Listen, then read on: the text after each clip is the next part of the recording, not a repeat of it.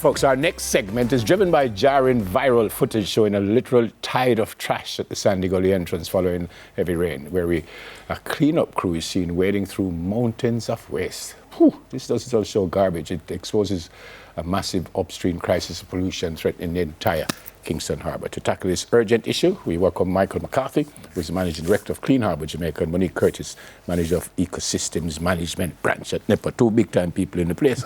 Morning to you both. Morning. Morning. Morning. They usually say women first, but I'm going to start with you this one. Why? When Michael came in and says, it's good to see you, and he said, well, not really, because it's the same thing we're talking about. Yeah. Eh? Why? What one? You know, Neville, the problem that we are dealing with is a systemic issue. You know, it needs a change in how people view pollution, how they deal with their waste. It's civic pride and duty, and we're not seeing that change fast enough on the island, and I think that is something that really needs to be implemented. Yeah, but Sir Mike, we've been talking about this. There's a gully that every now and again I need to go close to the gully to work. And when I look over the gully, I see fridge, I see old car, I'm serious, I see stove. And I say, what car reached out there? And then when the water come, Everything washes down. we're in trouble. So is what? We, for want of a better word, we're just nasty, or we don't understand what is going on. You know, I'm not allowed to say that on national Well, as I said, TV, for want of a better word. It's really an outer sight, outer mind. We have to make the link that whatever is happening on our coastline, because we're such a small island, if you're throwing your garbage on the road, if you're throwing it in the river, if you're throwing it in the gully, it is going to end up on our shorelines. And it has to be the message. We have to reinforce it. We have to realize it's not a matter of convenience. You know, holding on to your garbage for 5 minutes, 10 minutes until you find a proper means to dispose it. It's the campaign that we have to continue to drive home. And persons do want to get involved. We see that every year persons go to beach cleanups. It's very easy to get persons to sign up for beach cleanups. But it's not a once-a-year initiative. It's something that is ongoing. Yeah, I've said this many times, and I'll be driving behind a bus, a car, and just see somebody fling something out of the window and it drops. And I've always said, you know, if you go foreign, you wouldn't do that. So, yeah, that's one of the things. The use and toss mentality that we have here, they won't do it abroad, you know, and it shows you that they respect other countries, but it's almost as if you don't respect your own country. Yeah, but I started that way, Michael, to say maybe if we tackle just that small thing, so a policeman said that stop the bus and take out the person and charge him. Maybe if it starts there, then we might say, well, I can't fling nothing down the gully. If them skits me, fling it down the gully, I'm in trouble. It's multiple things, you know. It's community level as well. If it is that you felt that sense of accountability amongst your community members, if you felt that somebody would tackle you, you know, don't throw your garbage, then, you know, at the community level, we can see that you can drive the change. And yes, the enforcement of the anti-litter laws is going to be important as well. And looking at the fines, you know, are the fines really punitive? Is it going to really discourage persons? You know it? It's very minimal under the National Solid Waste Authority regime. But in terms of even what the government has been doing since 2019 with the phase ban on single-use plastics. That is led by the NRC NEPA. And under those orders for companies and businesses still manufacturing, distributing single-use plastics, the fines can range from 5 to 10 million. But that is on the company level. Yeah. And since 2019, with that phase ban, we have actually resulted in over 52 prosecutions of companies who were still using the using the scandal bag or distributing the scandal bag. Yeah. And right now, in this final phase of the ban, the one that was recently implemented in July, we're doing the sensitization because we don't want persons to be able to say, the companies to be able to say, we didn't know, right? We want them to be aware that we are now in this phase and we are going to be moving in terms of enforcement, in terms of warning persons that we're moving ahead with enforcement. Sir Mike, Clean Harbour, I know what that means, but what you do? Do you get everybody every month, last Saturday every month, and say, we go clean? What you do? No, our job is a constant job. We're out daily. The team works 5 days a week, sometimes 6 days a week. Doing what? We get out on our vessels, we go to the gullies, sometimes by even manual harvesting, and we go, and as I suggested, we harvest. We go and we reap garbage at our barriers, which we've implemented. So we have 9 deployments across Kingston Harbour, and it's our intention to scale up to about 11.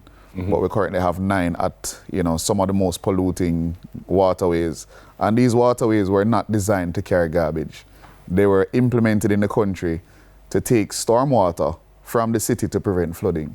But over time, people have started to utilize them for disposal of trash, and that leads to this problem that we're having now. Yeah, and Monique, this can get worse because if you clog up the drains, the gullies, when mass hurricane come, God forbid that it don't come, we in deep trouble. It doesn't take a hurricane. It can take a single rainfall event. Similar to what we had recently. Right. A single afternoon of rain can cause that accumulation at the barriers. And it's not just where the interceptors are and where the work of the Clean Harbors team is. It's any urban area, any space where persons built up communities and persons are conveniently using the waterways and the gullies to discard of their garbage. So even on our north coast, that problem persists as well. There were previous attempts to, address that issue in St. James, but it has to be not only localized response in terms of what the tremendous work that Clean Harbour continues to do, but looking at how we're solving it from the source. Yep. And so, following up on what Monique just said and what I said earlier, people are through. What we must do, Sir Mike? What we must do? Honestly, try and dispose of your waste better. If you can hold on to the garbage, as Monique has said, just a little longer before throwing it out a window doesn't make any sense. Throwing it into a gully. Sorry to jump in. The garbage collectors have anything to do with this? In terms of what exactly? That, you don't come pick up the garbage. So this is another, so this is another thing that I want people to understand. We can't always keep placing the blame on the entities that are doing the work. We as a people have to take the responsibility as well. Keep saying, yes, the NSWMA is limited sometimes in resources and their efforts to try and collect. They can't collect everywhere. Some communities also don't facilitate ease and access of collection of waste. The trucks can't get in. But not just that aspect alone. If you try and just, as I said, the civic pride that people need to have when it comes on to the pollution aspect.